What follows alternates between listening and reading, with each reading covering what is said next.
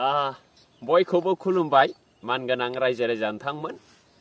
जुमदार दख'रा बर' फरायसा आफादा थांनाय बोसोरफोरनि बायदि बोसोरसालिया जथुम्मा एनुवेल कनफारेन्सखौ देग्लाय जाम्बुगुरि हाइ स्कुलनि लांगोना फोथाराव फैगौ नभेम्बर दाननि 7 आरो 8, 7, 8 खालाराव खुंफुंनो थाखाय दिन्थि खालामनाय जाबाय।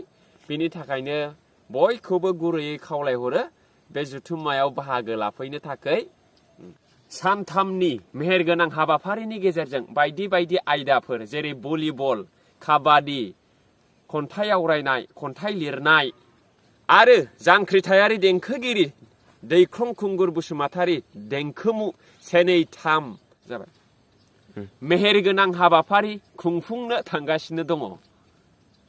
लोगोसे नोंथांमोना बे दख'रानि जुथुम्मायाव दिन्थिफुंसालि एक्जिबिसनबो नुनो मोनगोन आरो बेजों लोगोसे जोंबो बाहागो लाहैगोन। जेरै आदा अनिल कुमार नार्जारी, मिस दिप्ति बसुमतारी आरो आं प्रेक्टिकेल बसुमतारी जों बयबो बाहागो लाहैगोन।